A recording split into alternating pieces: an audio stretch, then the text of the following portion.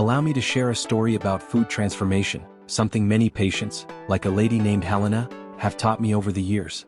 Helena was energetic but struggled with symptoms that, though vague, significantly affected her quality of life. Abdominal bloating, mood swings, feeling of fatigue. When we discussed some dietary changes, I suggested she try a small challenge: avoiding bread for 30 days. This simple step might have seemed minor, but it held surprising potential for impact. Her experience became a powerful lesson in the effects of food on health. First, let's talk about what happens in our bodies when we consume bread. Bread, whether white, whole grain, sourdough, or even the famous Ezekiel bread, is essentially a carbohydrate source. But it's not just any carbohydrate. About 80% of its weight is starch, a polysaccharide that converts to glucose, quickly raising blood sugar levels. These complex carbs break down right away in the digestive system, causing spikes in glucose and, in turn, insulin. For patients like Helena, who were already in a pre-diabetic state, reducing or cutting out bread proved beneficial for stabilizing blood glucose levels and improving insulin sensitivity.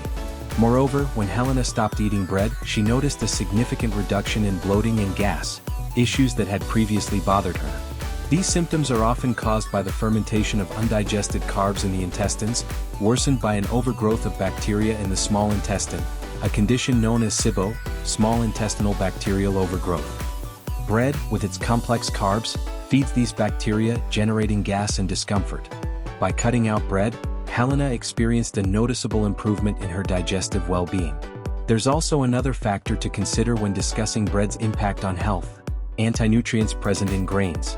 Compounds like phytates, enzyme inhibitors, and especially gluten and lectins can hinder the absorption of essential minerals and nutrients.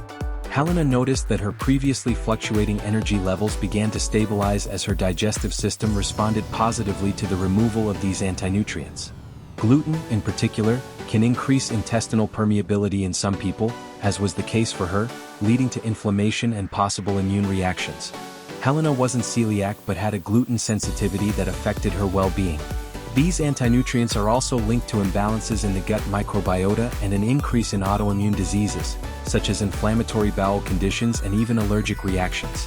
I remember Helena describing the relief she felt once she was free of the bloating and lethargy that followed her bread-heavy meals.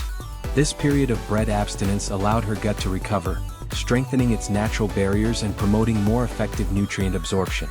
Another intriguing aspect involves the type of wheat we use today. Modern wheat has been extensively modified to resist pests, grow in various climates, and most notably yield softer, more elastic bread, thanks to its higher gluten content. However, these modifications affect our digestion, as ancient wheat varieties like einkorn and spelt, containing lower gluten levels, are generally better tolerated. Patients like Helena, who resumed eating bread in moderation after the 30-day experiment, reported feeling better when opting for these less processed ancient grains. Finally, there's the issue of food addiction, something Helena experienced herself. Bread and other gluten-rich foods contain compounds called exorphins, which interact with pleasure receptors in the brain, creating a reward sensation similar to endorphins. For many, these foods bring comfort, almost like a dependence. Helena described the first days without bread as challenging, but as her body adjusted, she felt less anxious and more satisfied with natural foods like vegetables and proteins. Throughout her 30-day experiment, Helena experienced not only physical health improvements but also a transformation in her emotional well-being. The reduction in glucose and insulin spikes contributed to a more stable mood and a clearer mind. She even reported that her focus improved, as did her overall energy levels. After the 30 days, Helena had a choice. She could reintroduce bread consciously, choosing less processed grains in smaller amounts, or, as many patients choose, continue enjoying the benefits of a more natural, less inflammatory diet. By the end of this process, Helena thanked me for encouraging this change. Her experience reinforces something I've learned over decades. Small changes like avoiding bread temporarily can offer the chance to understand how our bodies respond to everyday foods. Helena continued reflecting on her experience with bread and how this seemingly simple shift impacted her health and outlook on nutrition.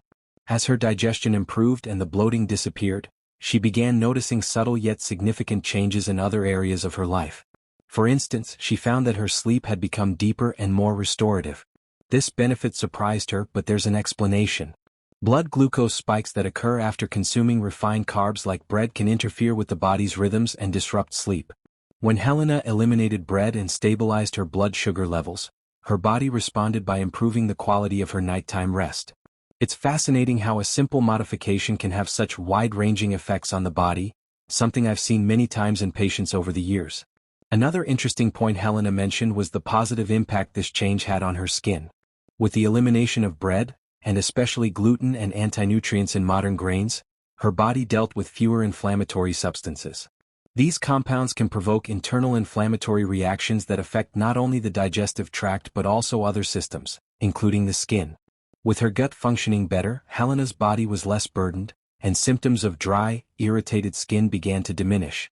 She once told me how surprised she was to see her reflection in the mirror. Her skin looked more even, less irritated, and with a glow she hadn't seen in a long time. Over the 30 days, Helena also rediscovered flavors and textures. Without bread as a staple in her meals, she was encouraged to try new ingredients, like various vegetables, high-quality protein sources, and healthy fats. This process of reintroduction and discovery was, as she put it, a return to the essence of what it truly means to nourish oneself. Her energy no longer fluctuated as much, and she found herself feeling full with smaller portions, a result also linked to hormonal stabilization. Without the constant triggers of glucose and insulin, her body began to understand satiety signals better, fostering a more balanced relationship with food. It's worth noting that many patients, like Helena, report a sense of mental clarity after reducing bread and other refined carbs. This phenomenon occurs because rapid fluctuations in glucose levels can cause moments of brain fog and fatigue. By avoiding these spikes and drops, Helena found herself more focused and alert throughout the day, particularly in activities requiring attention and memory. Over the years, I've learned that the human body is incredibly adaptable and resilient. Experiments like Helena's, where a common food is temporarily removed, not only test nutritional theories but also encourage a deeper understanding of how each food choice affects us.